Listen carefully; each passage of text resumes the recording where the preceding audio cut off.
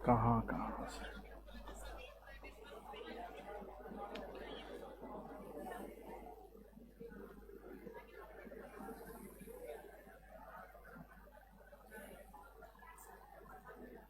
है हल्ला बंद कीजिए, हल्ला बंद कीजिए।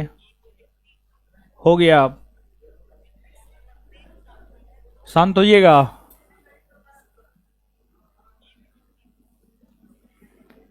है टीवी का इन चल रहा है जी, क्या कर रहा है बैठ करके?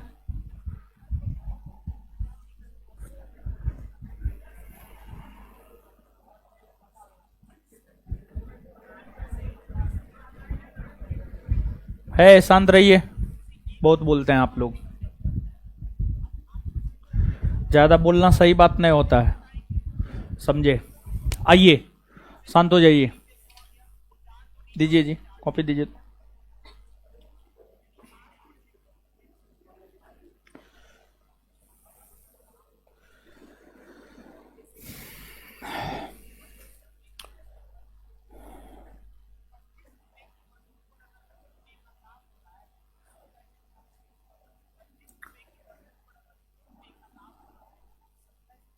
ए खड़ा होइए तो, खड़ा होइए। हाँ बताइए, बिस्के की खाड़ी कहाँ है? देखिए ये प्रश्न जो है बिहार एसआई का भी पूछा हुआ है। बिहार एसआई 2446 या 2213 में पूछा है, और हम आपको बताए भी हैं। बिस्के की खाड़ी कहाँ है बताइए तो। फ्रांस और दूसरे से सुन करके बोल रहे हैं जी। नहीं हुआ, इसका वैल्यू नहीं हुआ। बताइए, किसानों का देश किसको कहा जाता है? शांत रहिए, आप लोग बोल देते हैं। अच्छा ठीक है, बैठ जाइए, नहीं पूछेंगे, अब पूछबे नहीं करेंगे हम।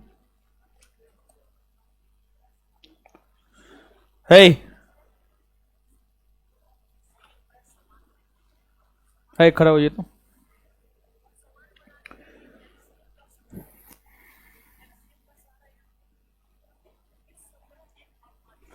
विश्व का सबसे बड़ा हीरे का व्यापारिक केंद्र कहां है? एंटवर्प में है, बैठ जाइए। हे खड़ा होइए। अंतरराष्ट्रीय बीज भंडार कौन द्वीप पर बनाया गया है? स्वेलबार्ड द्वीप पर बनाया गया है। कौन द्वीप पर? स्वेलबार्ड द्वीप पर। स्वेलबार्ड द्वीप पर बनाया गया है। पढ़ते उड़ते ना है जी। बैठ जाइए। चलिए सुनिए, खाड़ी खाड़ी समझते हैं जी? खाड़ी खाड़ी समझते हैं? ठीक है, अच्छी बात है, समझते हैं तो बहुत बढ़िया बात है। हल्ला मत कीजिए, हल्ला मत कीजिए। कहां गया जी? टीवी चला जी तुम्हारा? नहीं चला टीवी? क्या क्या कर रहा था जी तुम? आए आए, रिमोट खराब कर गया? तुम्हारा रिमोट काम करता है ना? रिमोट खराब हो गया। पंखा बंद करो, पंखा बंद करो, ठंडा लग रहा है। हल्ला मत कीजिए, हल्ला मत कीजिए।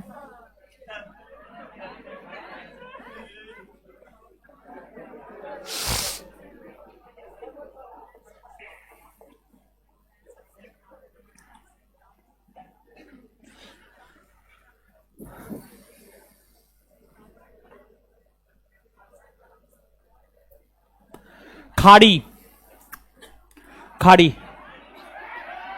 है। हल्ला क्या कर रहे हैं आप? देखिए ये क्या कर रहा है।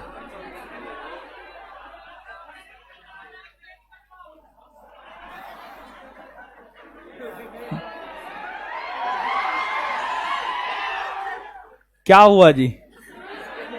अरे उधर वाला चल रहा है ना, उधरों वाला नहीं चल रहा है।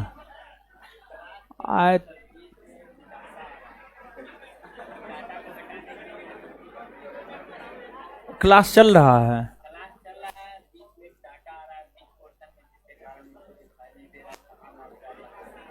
हाँ तो जब दिखाइए नहीं देगा तो पढ़ेगा कैसे बच्चा है। अरे कर क्या रहा था यार तुम, तभी से नहीं देखा था, देखा करो। इसका ना है तब किसका गलती है? यहां कोई दूसरा बैठा हुआ था।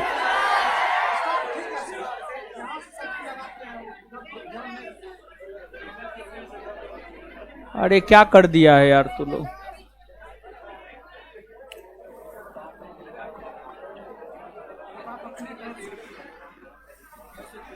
कोई स्विच उच दबा गया होगा। ठीक है, अच्छा शांत रहिए, शांत रहिए, ठीक कर रहा है, ठीक होगा जी।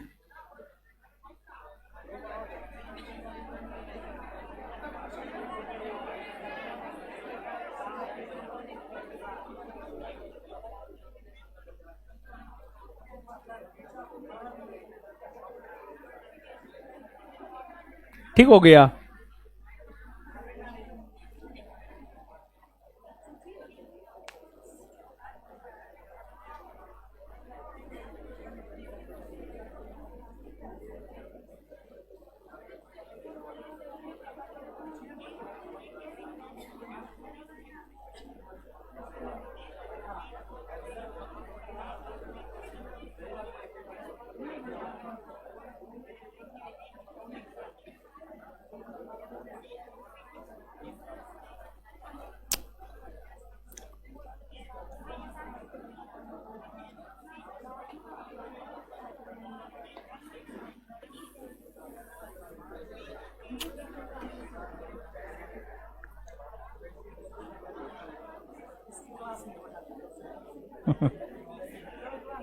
तो इसमें ये सब का कर देता है, इसमें थोड़ा ज्यादा दिमाग लगा देता है लास्ट हाफ टाइम काम करता है, थक कैसे जाएगा महाराज है?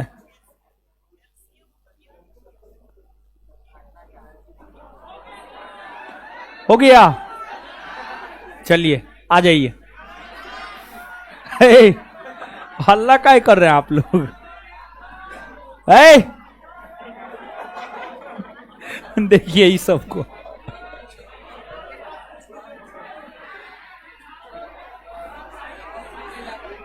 पढ़िएगा कि हम जाए, पढ़िएगा तो शांत हो जाइए, शांति शांति शांति है। अभी हम पीछे जाकर के क्वेश्चन पूछना शुरू कर देंगे, तब एकदम नानी याद आ जाएगा सबको। चलिए आइए समझिए। देखिए खाड़ी, खाड़ी बिस्के की खाड़ी से हम आपको अवगत करवाए हैं, और बिस्के की खाड़ी के विषय में आपसे आपके परीक्षा में भी पूछ दिया गया है। देखिए खाड़ी उस समुद्री भाग को कहा जाता है, देखिए खाड़ी गौर से सुनिएगा, खाड़ी उस समुद्री भाग को कहा जाता है जो तीन तरफ जल से घिरा हुआ हो, सॉरी तीन तरफ स्थल से घिरा हुआ, सॉरी तीन तरफ स्थल से घिरा हुआ, सॉरी तीन तरफ स्थल से घिरा हुआ हो। खाड़ी उस समुद्री भूभाग को कहा जाता है जो तीन तरफ स्थल से घिरा हुआ हो। जैसे यहां पर है आपको कच्छ की खाड़ी, समझ गए, यहां पर है आपको कच्छ की खाड़ी, कच्छ की खाड़ी ये है कच्छ की खाड़ी। तो कच्छ के खाड़ी के उत्तरी भाग में स्थल देखिए, दक्षिणी भाग में स्थल देखिए, पूर्वी भाग में स्थल देखिए, सिर्फ पश्चिमी भाग में यह जो है ओपन है, पश्चिमी भाग में सिर्फ ओपन है। फिर यहां पर खंभात की खाड़ी, यहां पर खंभात की खाड़ी आप पश्चिमी भाग में देख लीजिए, पूर्वी भाग में देख लीजिए, उत्तरी भाग में देख लीजिए, सब तरफ स्थल है, सब तरफ स्थल है। तो खाड़ी वैसे समुद्री भाग को कहा जाता है जो तीन तरफ स्थल और एक तरफ जल से घिरा हुआ हो, एक तरफ जल से घिरा हुआ हो। तो हम लोग बिस्के की खाड़ी से अवगत हो चुके हैं, हम लोग जो है बिस्के की खाड़ी से अवगत हो चुके हैं, और बिस्के की खाड़ी जो है आपसे आपके बिहार एसआई परीक्षा में पूछ भी दिया गया है। अब यूरोप महादेश में दो तीन और महत्वपूर्ण खाड़ी है, दो तीन चार जो भी महत्वपूर्ण खाड़ी है उसको हम लोग देख लेते हैं। यूरोप महादेश में जो और भी कुछ महत्वपूर्ण खाड़ी है उसको इस मानचित्र पे देखिएगा। ये मानचित्र तो स्पष्ट है नहीं, लेकिन फिर भी इसी मानचित्र पर दिखाना जो है ज्यादा बेटर रहेगा, समझिए ज्यादा बेटर रहेगा। तो इसी मानचित्र पर जो है अन्य खाड़ियों को हम आपको दिखाने का प्रयास करते हैं। देखिए यूरोप महादेश के उत्तरी भाग में आप आएंगे तो आपको यहां पर नॉर्वे मिलेगा, फिर स्वीडन मिलेगा, फिर फिनलैंड मिलेगा। यहां पर आप देख सकते हैं स्वीडन और फिनलैंड के बीच में जलीय भाग है जो तीन तरफ स्थलखंड से घिरा हुआ है। तो स्वीडन और फिनलैंड के बीच में जो खाड़ी है ना, इस खाड़ी को कहते हैं बोथनिया की खाड़ी। समझ गए, इस खाड़ी को कहते हैं बोथनिया की खाड़ी। पूछा जा सकता है, काफी शानदार प्रश्न है। जब बिस्के के विषय में पूछ दिया गया है तो बोथनिया के विषय में भी जो है आपको पूछा जा सकता है। तो जो बोथनिया की खाड़ी है, बोथनिया की खाड़ी जो है स्वीडन और फिनलैंड के बीच में है। ये जो जलीय भाग है इसी को हम लोग कहते हैं बोथनिया की खाड़ी। बोथनिया की खाड़ी, बोथनिया की खाड़ी। तो यहां पर परीक्षा के लिहाज से याद क्या रखना है? परीक्षा के लिहाज से इस बात को याद रखना है कि बोथनिया की खाड़ी जो है स्वीडन और फिनलैंड के बीच में है। इसके बाद आपको फिनलैंड और एस्टोनिया, समझ गए, फिनलैंड और एस्टोनिया। यहां पर एक देश है एस्टोनिया, यहां पर एक देश है आपको एस्टोनिया। फिनलैंड और एस्टोनिया के बीच में जो खाड़ी है इसे हम लोग कहते हैं फिनलैंड की खाड़ी। इसे हम लोग कहते हैं फिनलैंड की खाड़ी। फिनलैंड की खाड़ी कहते हैं, फिनलैंड की खाड़ी, फिनलैंड की खाड़ी कहते हैं। फिर इसके बाद जो है आपको एस्टोनिया, एस्टोनिया, एस्टोनिया देश है। एस्टोनिया और लाटविया के बीच में जो खाड़ी है, एस्टोनिया है ये और ये लाटविया है। एस्टोनिया और लाटविया के बीच में जो खाड़ी है इस खाड़ी को कहते हैं हम लोग रीगा की खाड़ी। इस खाड़ी को कहते हैं हम लोग रीगा की खाड़ी, रीगा की खाड़ी। समझ गए, रीगा की खाड़ी कहते हैं, रीगा की खाड़ी कहते हैं। इसके बाद अगर आप पिछले सेशन को याद करेंगे तो आपको फ्रांस को ग्रेट ब्रिटेन से अलग कौन करता है, आप याद कीजिए। फ्रांस को ग्रेट ब्रिटेन से अलग करता है इंग्लिश चैनल, इंग्लिश चैनल। तो यहां पर इंग्लिश चैनल भी एक प्रकार का खाड़ी ही है, समझ गए। इंग्लिश चैनल भी जो है आपको एक प्रकार का खाड़ी ही है। और इसके बाद बिस्के की खाड़ी के विषय में तो हम आपको अवगत करवा चुके हैं कि फ्रांस और स्पेन के बीच में जो खाड़ी है यही आपको है बिस्के की खाड़ी। ये आपको बिस्के की खाड़ी है, समझ गए, ये आपको बिस्के की खाड़ी है। और ये आपको इंग्लिश चैनल है। और यहां पर आपको रीगा की खाड़ी है, यहां पर फिनलैंड की खाड़ी है, यहां पर बोथनिया की खाड़ी है, यहां पर आपको बोथनिया की खाड़ी है, समझ गए। तो जैसे बिस्के के विषय में आप याद रखे हुए हैं, जिस फॉर्मेट में हम आपको लिखा है स्पेन और फ्रांस, उसी प्रकार से जो है आपको इंग्लिश चैनल के विषय में याद रखना है ग्रेट ब्रिटेन और फ्रांस। रीगा के विषय में याद रखना है लाटविया और एस्टोनिया। फिनलैंड के विषय में एस्टोनिया और फिनलैंड। और बोथनिया के विषय में स्वीडन और फिनलैंड, स्वीडन और फिनलैंड। देखिए परीक्षा के लिहाज से तीन सबसे ज्यादा महत्वपूर्ण है। एक बिस्के, एक बार पूछ दिया है, दोबारा भी पूछा जा सकता है। दूसरा महत्वपूर्ण है बोथनिया और तीसरा महत्वपूर्ण है रीगा, तीसरा महत्वपूर्ण है रीगा। ये तीनों खाड़ी के विषय में आपको निश्चित तौर पर चीजों को याद रखना है, समझ गए। तो नीचे से लिख लीजिए। तो और एक बात और यहां पर और थोड़ा सा जानिए फिर आगे लिखिएगा। यहां पे थोड़ा सा और जानिए फिर आगे लिखिएगा, नहीं तो लिखिए, पहले लिखिए, छोड़िए, लिखिए, लिखिए पहले लिखिएगा। बोथनिया की खाड़ी, यहां पे लिखा हुआ बोथनिया, लगता है लिखना पड़ेगा, लिखना पड़ेगा। बोथनिया की खाड़ी,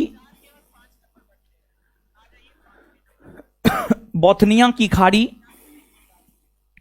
स्वीडन और फिनलैंड के बीच, बोथनिया की खाड़ी स्वीडन और फिनलैंड के बीच, बोथनिया की खाड़ी स्वीडन और फिनलैंड के बीच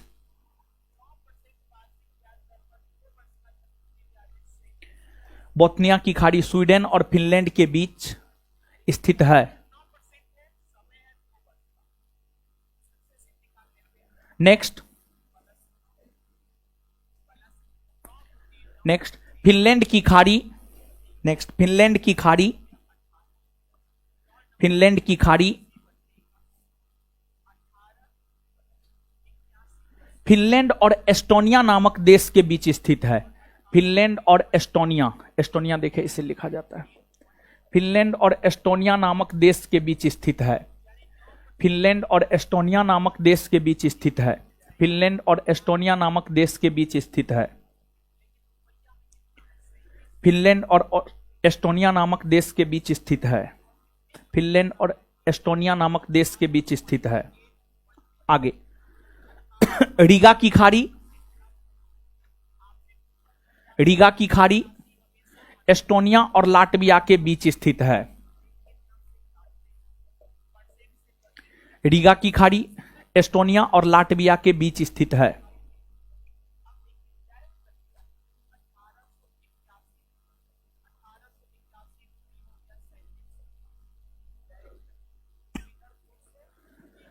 रीगा की खाड़ी एस्टोनिया और लाटविया के बीच स्थित है। इसके बाद आगे, English channel, English channel, English channel, English channel, English channel great Britain और फ्रांस के बीच स्थित है। इंग्लिश चैनल ग्रेट ब्रिटेन और फ्रांस के बीच स्थित है।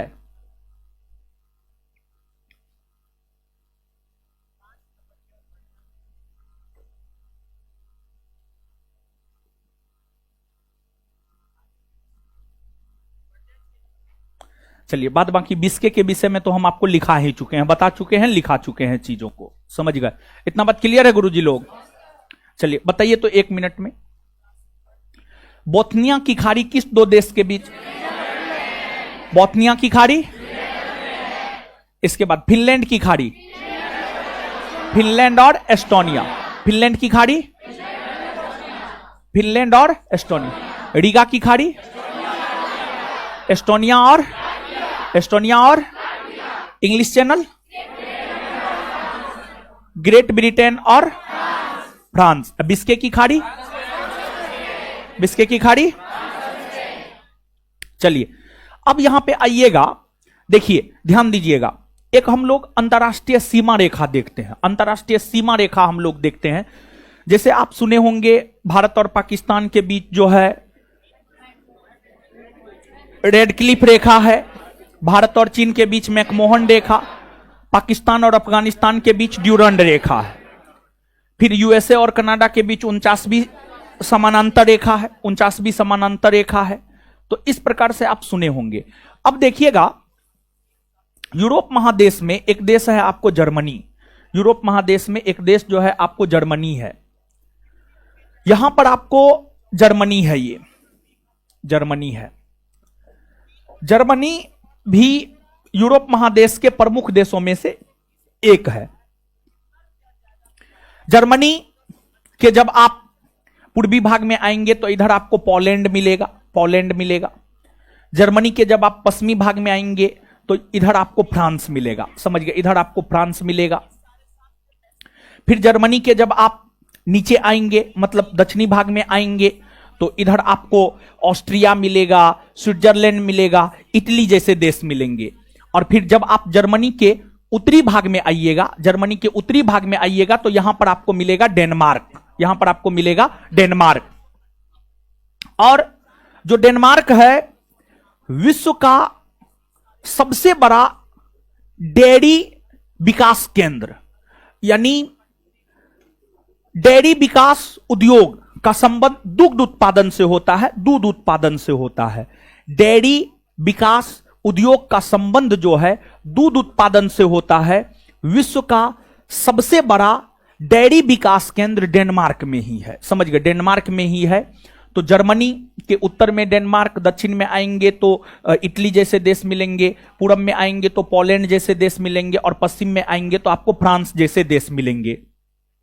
एक नदी है राइन नदी, समझ गए? एक नदी है राइन नदी, फिर एक नदी है रूर नदी, समझ गए? ये सब नदी जो है आपको जर्मनी में बहती है, ये सब नदी आपको जर्मनी में बहती है। जर्मनी में बहने वाली प्रमुख नदियों में एक राइन नदी है। राइन नदी जो है फ्रांस और जर्मनी के बीच सीमा बनाता है। राइन नदी फ्रांस और जर्मनी के बीच सीमा बनाता है। और राइन नदी के अलावे एक और अंतरराष्ट्रीय रेखा है, उसका नाम है मैगिनॉट रेखा। एक अंतरराष्ट्रीय रेखा है, उसका नाम है मैगिनॉट रेखा। जो मैगिनॉट रेखा है, मैगिनॉट रेखा जो है आपको फ्रांस और जर्मनी के बीच सीमा बनाता है। जैसे भारत और पाकिस्तान के बीच सीमा बनाता है रेड क्लिफ रेखा, उसी प्रकार से फ्रांस और जर्मनी के बीच सीमा बनाता है मैगिनॉट रेखा। फिर आपको जर्मनी और पोलैंड के बीच सीमा बनाता है हिंडनबर्ग रेखा। जर्मनी और पोलैंड के बीच सीमा बनाता है हिंडनबर्ग रेखा। हिंडनबर्ग रेखा जो है आपको जर्मनी और पोलैंड के बीच सीमा बनाता है। इस बात को आप याद रखेंगे। और इसके बाद आगे आप देखेंगे कि जर्मनी में एक क्षेत्र है रूर, समझ गए, जर्मनी में एक क्षेत्र है रूर। और जर्मनी का जो रूर क्षेत्र है यह आपको खनिज संसाधनों के उत्पादन के दृष्टिकोण से काफी समृद्ध स्थल है, काफी समृद्ध स्थल है। और खनिज संसाधनों के उत्पादन के दृष्टिकोण से जर्मनी का रूर काफी समृद्ध स्थल है। और यही वजह है कि विश्व के किसी भी देश के कोई भी शहर जो खनिज संसाधनों के उत्पादन के दृष्टिकोण से समृद्ध होता है उसे रूर की संज्ञा दी जाती है। जैसे भारत के रूर की संज्ञा छोटा नागपुर के पठार को दी जाती है। भारत के रूर की संज्ञा छोटा नागपुर के पठार को दी जाती है क्योंकि छोटा नागपुर के पठारी क्षेत्र में जो है आपको सबसे ज्यादा खनिज संसाधन देखने को मिलता है। समझ गए? तो याद रखिएगा, नीचे से लिखिए।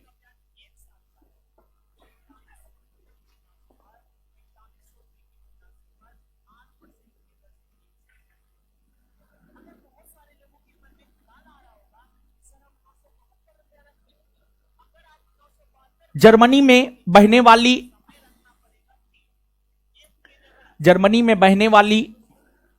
एक प्रमुख नदी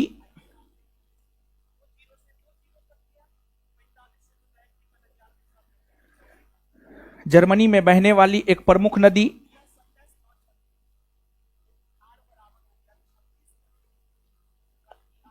जर्मनी में बहने वाली एक प्रमुख नदी राइन नदी है।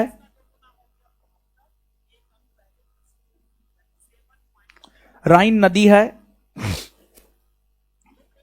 यह नदी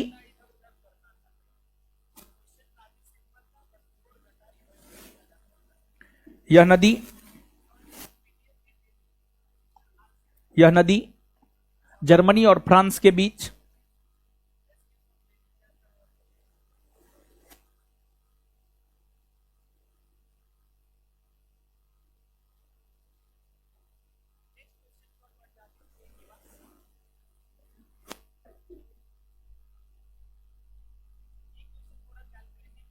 यह नदी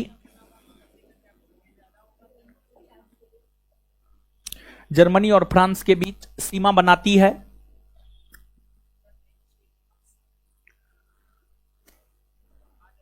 नीचे से मैगिनॉट रेखा भी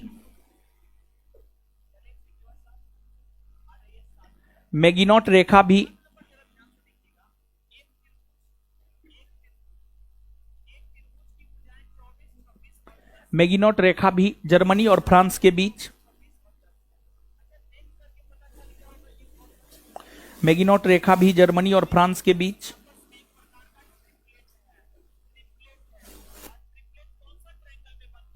सीमा बनाती है।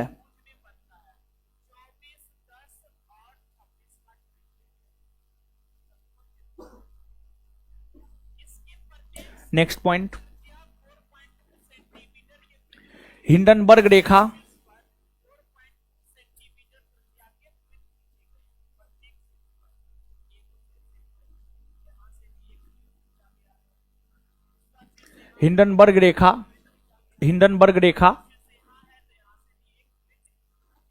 जर्मनी और पोलैंड के बीच सीमा बनाती है।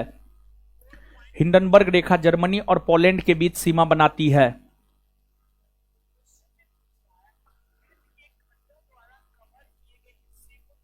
हिंडनबर्ग रेखा जर्मनी और पोलैंड के बीच सीमा बनाती है।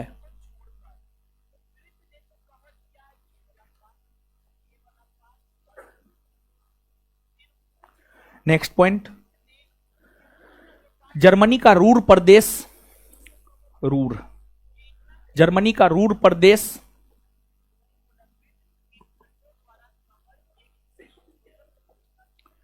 जर्मनी का रूर प्रदेश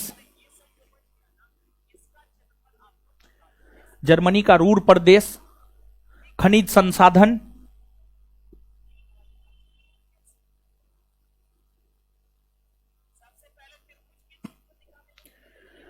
जर्मनी का रूर प्रदेश खनिज संसाधन की उपलब्धता खनिज संसाधन की उपलब्धता के दृष्टिकोण से खनिज संसाधन की उपलब्धता के दृष्टिकोण से काफी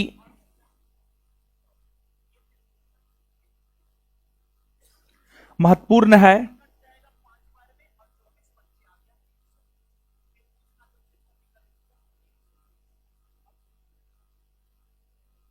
काफी महत्वपूर्ण है। भारत का रूर प्रदेश, उसी में भारत का रूर प्रदेश छोटा नागपुर के पठार को कहा जाता है।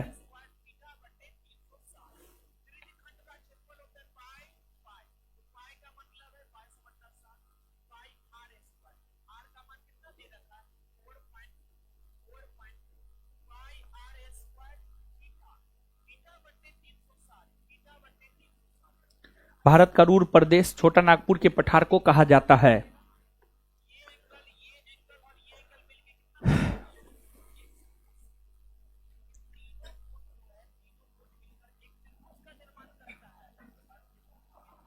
यहां पर एक बात और जान लीजिए, फिनलैंड और रूस के बीच जो सीमा रेखा बनाती है उसे कहते हैं मैनरहीम रेखा। मैनरहीम रेखा, मैनरहीम रेखा कहते हैं, समझ गए? ये भी बात आप लिख लीजिए। रूस और फिनलैंड के बीच सीमा बनाने वाली अंतरराष्ट्रीय रेखा को रूस और फिनलैंड के बीच सीमा बनाने वाली अंतरराष्ट्रीय रेखा को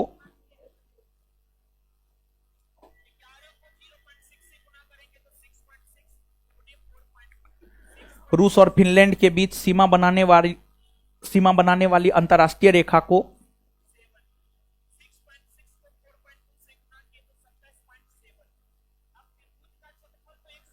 रूस और फिनलैंड के बीच सीमा बनाने वाली अंतरराष्ट्रीय रेखा को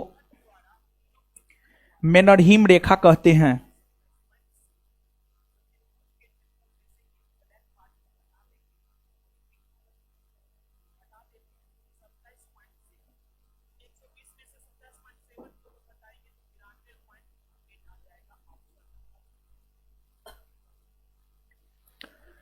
चलिए आगे आइएगा, बताइए तो फ्रांस और जर्मनी के बीच सीमा कौन बनाता है? हो मैगिनॉट रेखा। फ्रांस और जर्मनी के बीच सीमा कौन बना? फ्रांस और जर्मनी के बीच सीमा कौन जर्मनी और पोलैंड के बीच हिंडनबर्ग। जर्मनी और पोलैंड के बीच जर्मनी और पोलैंड के बीच रूस और फिनलैंड के बीच मैनरहीम। रूस और फिनलैंड के बीच रूस और फिनलैंड के बीच। अब देखिएगा, एक बात बताइए, आप सब लोग यूरोप महादेश का सबसे लंबा नदी जान चुके हैं? कौन नदी है? वोल्गा नदी है ना जी। यूरोप महादेश की सबसे लंबी नदी है वोल्गा नदी। यूरोप महादेश का सबसे ऊंचा पर्वत चोटी एल्ब्रूस। कौन है? एल्ब्रूस। अब यूरोप महादेश में अनेकों झील है, लेकिन यूरोप महादेश में जो अनेकों झील है उन झीलों में यूरोप महादेश का जो सबसे बड़ा झील है लडोगा झील है। यूरोप महादेश का जो सबसे बड़ा झील है वह आपको लडोगा झील है, और लडोगा झील रूस में है। लडोगा झील जो है आपको रूस में है। फिर आपको यूरोप महादेश में ही ओनेगा झील है, वह भी आपको रूस में है। और लडोगा और ओनेगा झील की अगर आप बात करेंगे तो लडोगा यूरोप महादेश का सबसे बड़ा झील और ओनेगा झील यूरोप महादेश का दूसरा सबसे बड़ा झील। और दूसरी बात, ये दोनों झील जो है आपको मीठे पानी का मीठे जल का झील है, और ये दोनों झील जो है आपको यूरोप महादेश के अंतर्गत रूस में ही है, रूस में है, समझ गए? इसके अलावे और भी कई सारे झील है।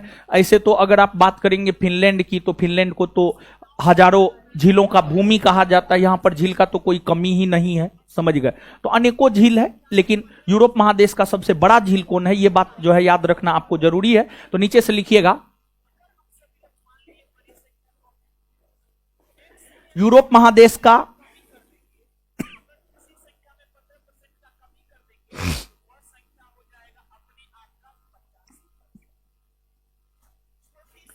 यूरोप महादेश का सबसे बड़ा झील,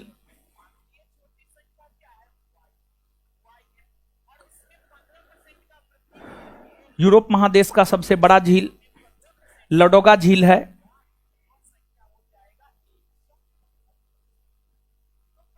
लडोगा झील है जो कि मीठे जल का झील है।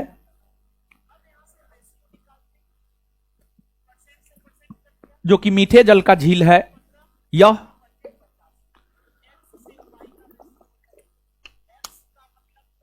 जो कि मीठे जल का झील है। यह रूस में स्थित है।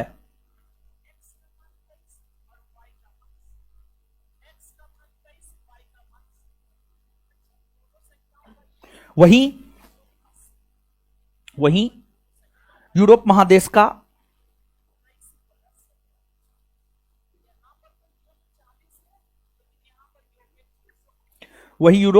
का दूसरा सबसे बड़ा झील, दूसरा सबसे बड़ा झील ओनेगा झील है। ओनेगा झील है। ओनेगा झील है। यह भी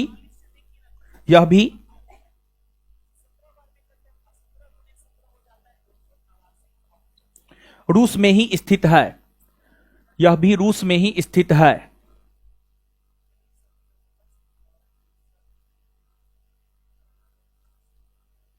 यह भी मीठे जल का ही झील है।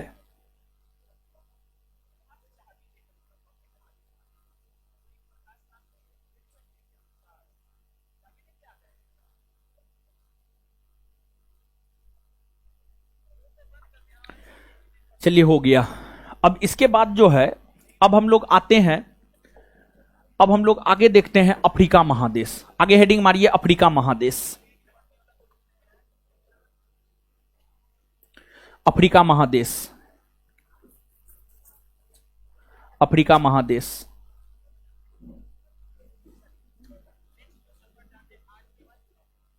अफ्रीका महादेश।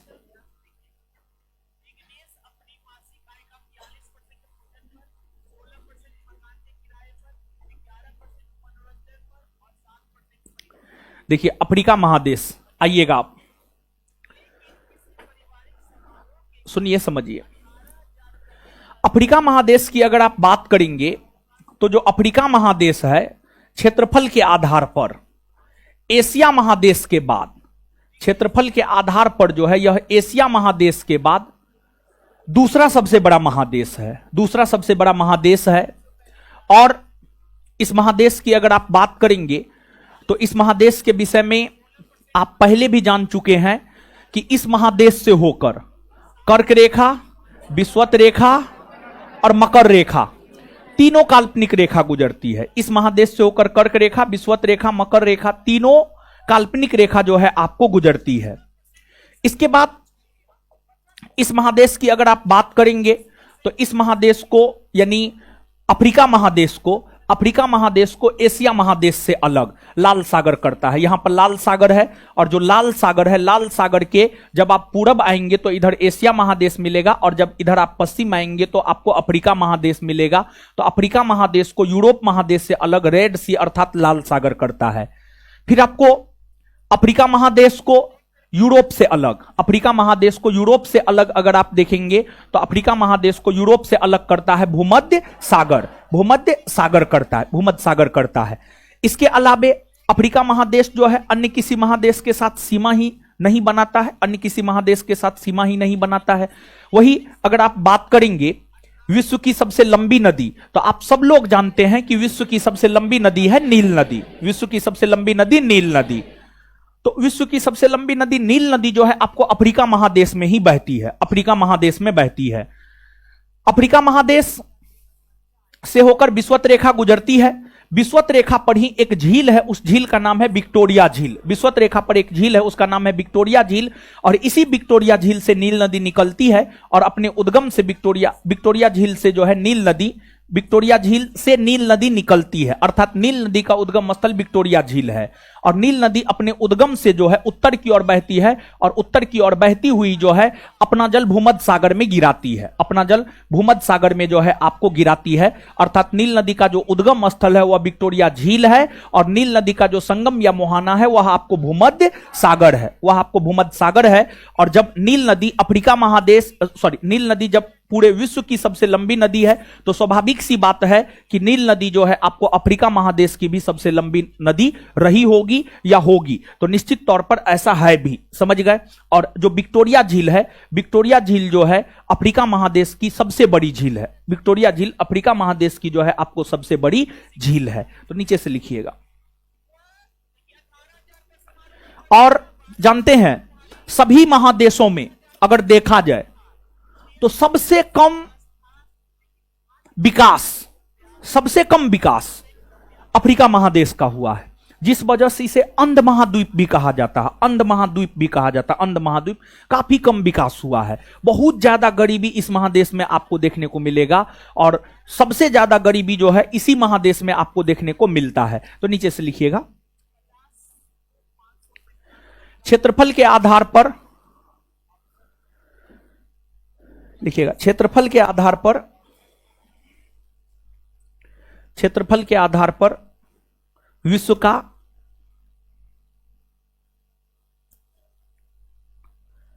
और देखिए आपको जो है प्रादेशिक भूगोल, मतलब अफ्रीका, उत्तरी अमेरिका, दक्षिणी अमेरिका, यूरोप, ऑस्ट्रेलिया, अंटार्कटिका बता देंगे। जब ये चैप्टर खत्म हो जाएगा ना, तो 1 सप्ताह 10 दिन का क्लास लगाएंगे, 1 सप्ताह 10 दिन 15 दिन का क्लास लगाएंगे, इंडियन ज्योग्राफी के ऑब्जेक्टिव को करवा देंगे। ठीक है, इंडियन ज्योग्राफी के ऑब्जेक्टिव को लगातार वे में जो है करवा देंगे। हमको लगता है 3-4 चैप्टर तक हुआ है, उसके बाद के आगे का नहीं मिला है।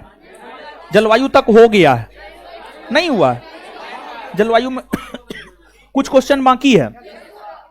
ठीक है, उसमें हुआ है कितना क्वेश्चन हुआ? 30-35 हुआ है, उसके बाद का आगे का नहीं हुआ है। कितना तक? ठीक है, तो उसके आगे जो है करवा देंगे, उसके आगे का नोट बन चुका है, नोट हम आपको दे देंगे। और उसके बाद जो है इसको पहले खत्म कर लेते हैं, और इस चैप्टर को खत्म कर लेते हैं। चैप्टर को बीच में छोड़ना सही नहीं रहेगा, इस चैप्टर को खत्म कर लेते हैं, और उसके बाद इंडियन ज्योग्राफी का जो है वो ऑब्जेक्टिव हम आपको करवा देंगे। ठीक है, तो नीचे से लिखिएगा। क्षेत्रफल के आधार पर विश्व का दूसरा क्षेत्रफल के आधार पर विश्व का दूसरा सबसे बड़ा महादेश। ऑब्जेक्टिव करवाने में हमको ठीक नहीं लगता है, समझे? अरे नहीं, छूटने का बात नहीं, हमको कभी भी ऑब्जेक्टिव करवाने में अच्छे लगबे नहीं किया है आज तक न। ठीक है, आज तक कभी इतिहास नहीं रहा है, समझे? उसमें नए मजे नहीं आता है वो। ठीक है, ठीक नहीं लगता है, लेकिन हाँ अब टाइम ही नहीं मिलता। हम सोच रहे थे कि हम अपने सब्जेक्ट का ऑब्जेक्टिव का जो है एक अच्छा वीडियो बना करके जो है रख ले अपना, और विद्यार्थी को दे दे, समझे? हर बैच में दे दे, लेकिन ये पॉसिबल नहीं हो पाता। बिट्टू सर तो कर लिए, ठीक है, हमको हो ही नहीं पाता है। अरे हमको ऑब्जेक्टिव करवाने में अच्छे नहीं लगता है महाराज, आप लोग झूठ मूठ का ऑब्जेक्टिव करते रहते। हाँ, क्षेत्रफल के आधार पर विश्व का दूसरा सबसे बड़ा महादेश अफ्रीका है। क्षेत्रफल के आधार पर विश्व का दूसरा सबसे बड़ा महादेश अफ्रीका है।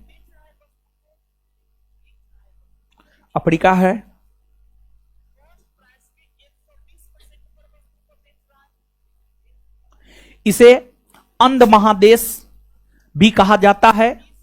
इसे अंध महादेश लिखना पड़ेगा। इसे अंध महादेश भी कहा जाता है।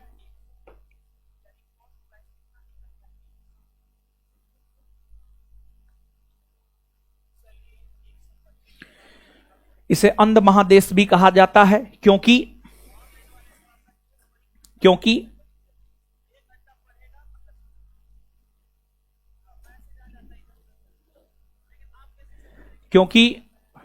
इसे अंध महादेश भी कहा जाता है क्योंकि इसका विकास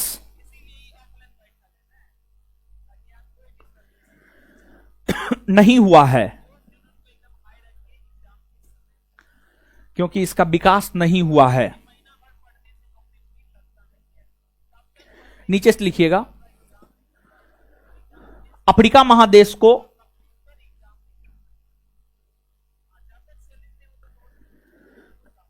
अफ्रीका महादेश को एशिया महादेश से अलग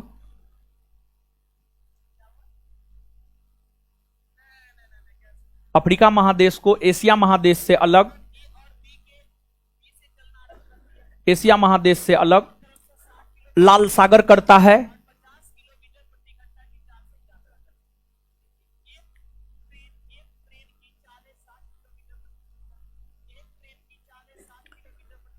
नेक्स्ट पॉइंट,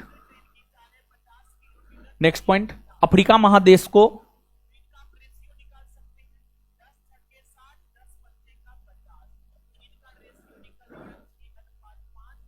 अफ्रीका महादेश को यूरोप महादेश से अलग यूरोप महादेश से अलग भूमध्य सागर और जिब्राल्टर जलसंधि करता है। भूमध्य सागर और जिब्राल्टर जलसंधि करता है। भूमध्य सागर और जिब्राल्टर जलसंधि करता है।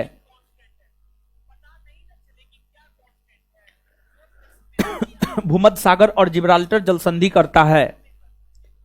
भूमध्य सागर और जिब्राल्टर जलसंधि करता है। नेक्स्ट पॉइंट,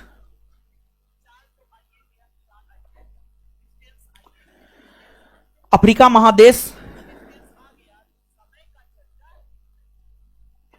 अफ्रीका महादेश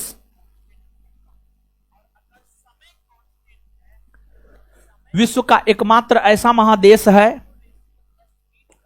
अफ्रीका महादेश विश्व का एकमात्र ऐसा महादेश है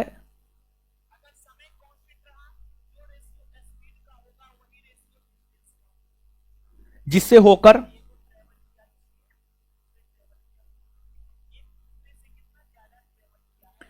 अफ्रीका महादेश विश्व का एकमात्र ऐसा महादेश है जिससे होकर कर्क रेखा, विषुवत रेखा और मकर रेखा, कर्क रेखा, विषुवत रेखा और मकर रेखा, कर्क रेखा, विषुवत रेखा और मकर रेखा तीनों गुजरती है।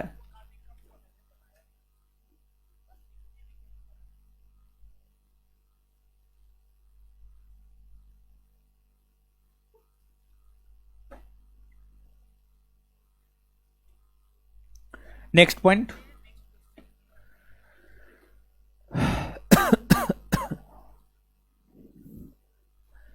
विश्व की सबसे लंबी नदी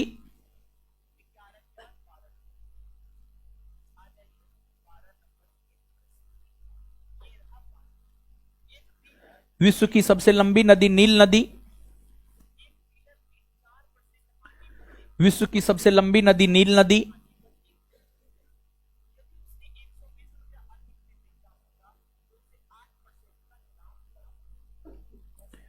विश्व की सबसे लंबी नदी नील नदी अफ्रीका महादेश में ही बहती है।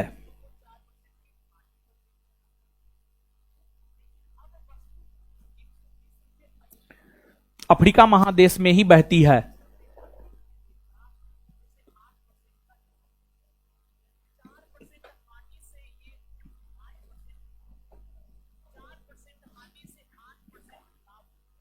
आगे, अफ्रीका महादेश का सबसे बड़ा झील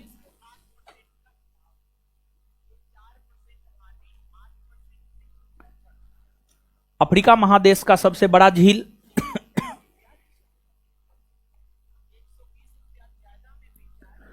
अफ्रीका महादेश का सबसे बड़ा झील विक्टोरिया झील है। विक्टोरिया झील है।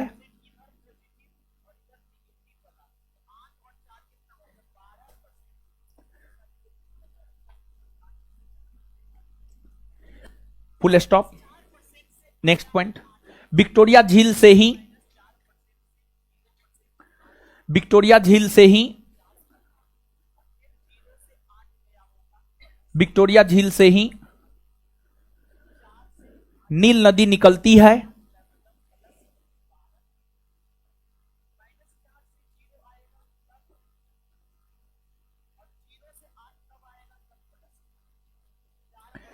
विक्टोरिया झील से ही नील नदी निकलती है।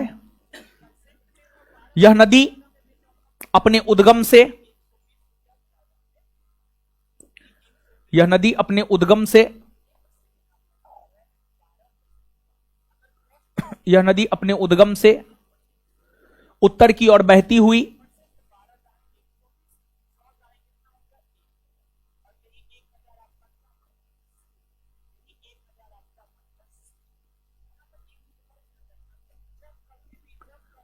उत्तर की ओर बहती हुई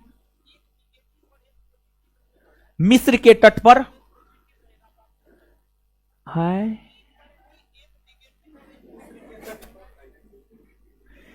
विक्टोरिया झील से ही नील नदी निकलती है। इतना लिख लिए। यह नदी अपने उद्गम से उत्तर की ओर बहती हुई मिस्र के तट पर अपना जल भूमध्य सागर में गिराती है। मिस्र के तट पर अपना जल भूमध्य सागर में गिराती है।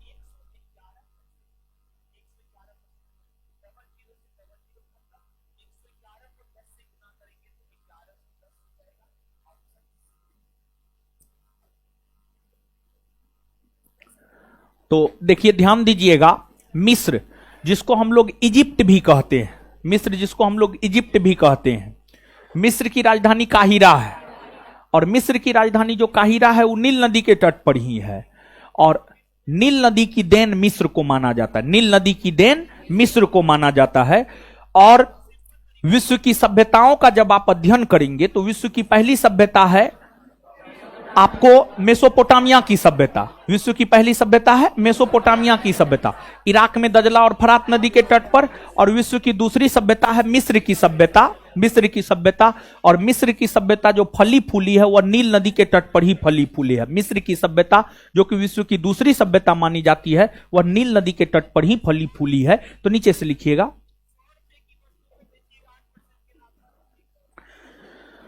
मिस्र की राजधानी काहिरा,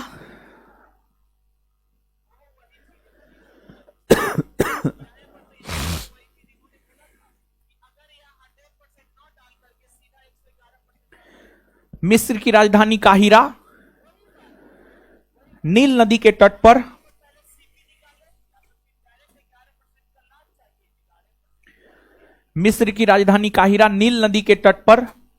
नील नदी के तट पर स्थित है। मिस्र की राजधानी काहिरा नील नदी के तट पर स्थित है। मिस्र की राजधानी काहिरा नील नदी के तट पर स्थित है। मिस्र की राजधानी काहिरा नील नदी के तट पर स्थित है। नीचे से नेक्स्ट पॉइंट लिखिएगा, नील नदी की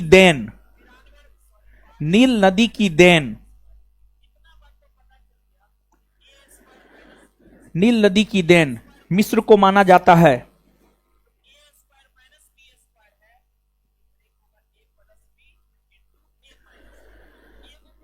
नील नदी की देन मिस्र को माना जाता है।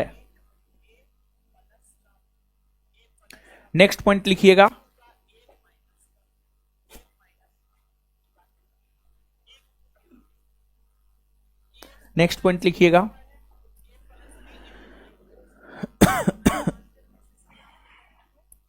विश्व की दूसरी सभ्यता मिस्र की सभ्यता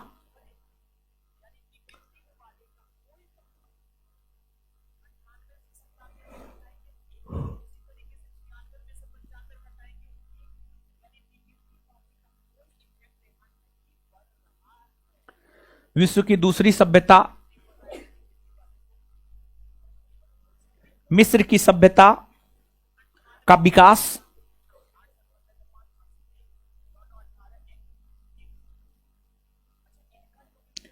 नील नदी के तट पर ही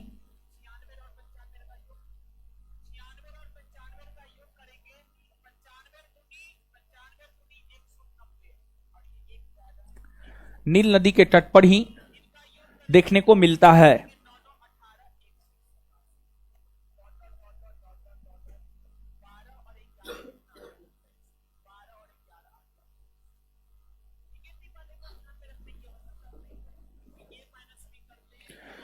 चलिए अब आगे आइएगा गुरुजी लोग, थोड़ा सा सुनिएगा, समझिएगा। देखिए आप सब लोग जानते हैं कि नहीं जानते हैं तो आप जानिए। एगो प्रश्न पूछते हैं, जवाब दीजिए आप पहले। विश्व का छत किसे कहते हैं? पामीर के पठार। मतलब पहले जो बता रहे हैं आप चीजों को याद रख रहे हैं, ठीक है, अच्छी बात है। चलिए ठीक है, पढ़ते हैं। हमको तो लगता है ठंडा एकदम कम्बल तान के सोते होंगे आप लोग। चलिए अब आगे सुनिए। देखिए मरुस्थल, मरुस्थल के विषय में इंडियन ज्योग्राफी को पढ़ाते हुए भी कई दफा हम आपको बतलाए हैं। मरुस्थल यानी बंजर भूमि, समझिए, बंजर भूमि, या फिर यूं कहे जहां पर वर्षा 25 सेंटीमीटर से भी कम हो, उसी को मरुस्थल कहा जाता है। तो जैसे भारत में थार मरुस्थल है, चीन में तकला मकान है, मंगोलिया में गोबी मरुस्थल है, फिर जो है आपको ईरान में दस्ते लूट, हाँ ठीक है, दस्ते कबीर मरुस्थल है। यूरोप महादेश में कोई मरुस्थल है ही नहीं, यूरोप महादेश में कोई मरुस्थल नहीं है। लेकिन अफ्रीका महादेश की अगर आप बात करेंगे तो अफ्रीका महादेश में अनेकों मरुस्थल आपको देखने को मिल जाएंगे। और आपको विश्व का जो सबसे बड़ा मरुस्थल है, विश्व का सबसे बड़ा मरुस्थल सहारा मरुस्थल, विश्व का सबसे बड़ा मरुस्थल सहारा मरुस्थल, और सहारा मरुस्थल की अगर आप बात करेंगे तो अफ्रीका महादेश में ही है। और सहारा मरुस्थल का विस्तार एक देश में नहीं है, कई सारे देशों में है। और कुल मिलाकर के अगर आप देखेंगे तो जो सहारा मरुस्थल है अफ्रीका महादेश के उत्तरी पश्चिमी भाग में, अफ्रीका महादेश के उत्तरी पश्चिमी भाग में, तो ये अफ्रीका महादेश का इसका उत्तरी पश्चिमी भाग ये वाला एरिया हो गया। इस एरिया में जो है आपको सहारा मरुस्थल है, जो कि एक प्रकार का गर्म मरुस्थल है, गर्म मरुस्थल है। मरुस्थल जैसे आप पवन पढ़े हैं, तो पवन एक ठंडी पवन होती है, एक गर्म पवन होती है। मुख्य तौर पर स्थानीय पवन, मुख्य तौर पर स्थानीय पवन की अगर आप बात करेंगे तो स्थानीय पवन मुख्य तौर पर दो प्रकार का होता है, एक ठंडा और एक गर्म। फिर आपको जलधारा भी दो प्रकार का होता है, एक गर्म जलधारा, एक ठंडी जलधारा। उसी प्रकार से जो है अगर आप मरुस्थल की बात करेंगे तो मरुस्थल जो है तीन प्रकार का होता है, शीत मरुस्थल, शीतोष्ण मरुस्थल और गर्म मरुस्थल। गर्म मरुस्थल या उष्ण मरुस्थल, गर्म मरुस्थल कहिए या उष्ण मरुस्थल कहिए, बात बराबर है। जैसे भारतीय महामरुस्थल थार की अगर आप बात करेंगे तो वह गर्म मरुस्थल की श्रेणी में आता है, यानी उष्ण मरुस्थल की श्रेणी में आता है। तो विश्व का जो सबसे बड़ा मरुस्थल है वह सहारा मरुस्थल है, विश्व का सबसे बड़ा मरुस्थल सहारा मरुस्थल, और सहारा मरुस्थल अफ्रीका महादेश के उत्तरी पश्चिमी भाग में है। और यह गर्म प्रकृति का है, या यूं कहे यह उष्ण प्रकृति का है, उष्ण या गर्म प्रकृति का है। तो नीचे से लिखिएगा।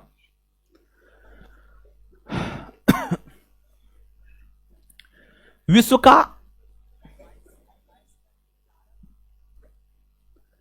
का सबसे बड़ा मरुस्थल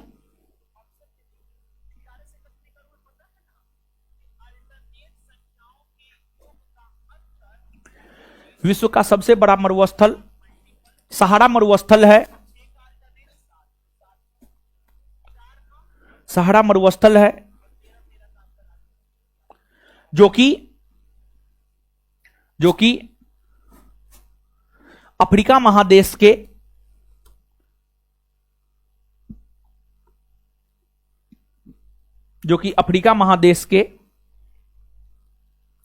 उत्तरी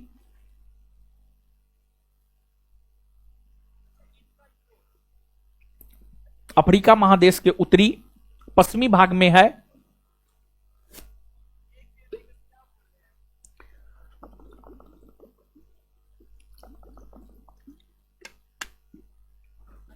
अफ्रीका महादेश के उत्तरी पश्चिमी भाग में है, यह गर्म प्रकृति का मरुस्थल है।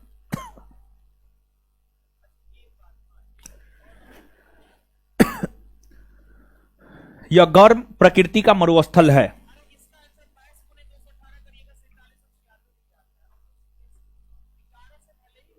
दीजिए तो कॉपी।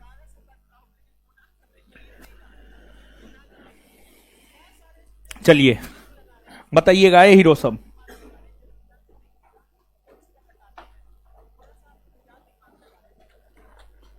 क्षेत्रफल के आधार पर दूसरा सबसे बड़ा महादेश कौन है? अंध महादेश किसे कहा जाता है? अंध महादेश। अच्छा, अफ्रीका महादेश को एशिया महादेश से अलग कौन करता? लाल सागर। अफ्रीका महादेश को एशिया से अलग कौन करता है? और यूरोप से अलग कौन करता है? भूमध्य सागर और जिब्राल्टर जलसंधि। भूमध्य सागर और विश्व का एकमात्र महादेश जिससे होकर कर्क, विषुवत और मकर तीनों रेखा कौन है? बिहार पुलिस का जो एग्जाम कैंसिल हुआ था उसमें पूछा गया था। विश्व की सबसे लंबी नदी कौन है? कौन है? नील नदी कौन महादेश में बहती? कौन महादेश में बहती है?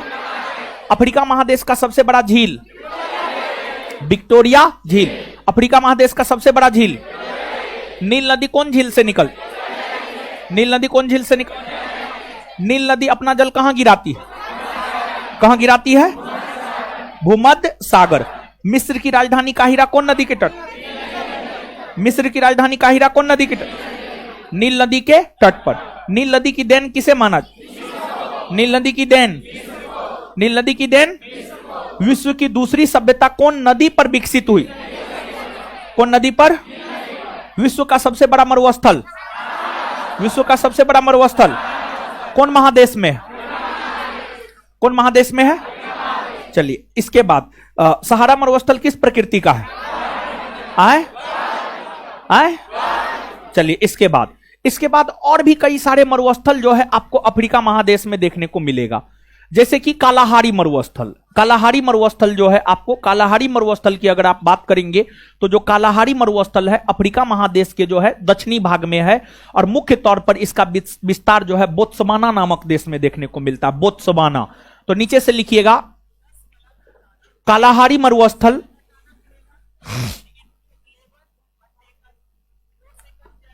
कालाहारी मरुस्थल।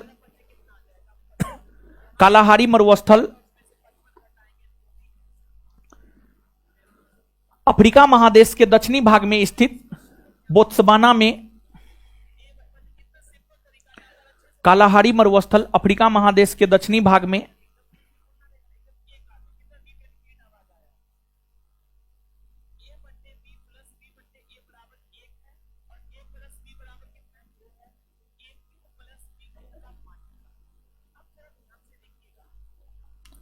दक्षिणी भाग में स्थित है। दक्षिणी भाग में बोत्सवाना में, सॉरी, दक्षिणी भाग में बोत्सवाना में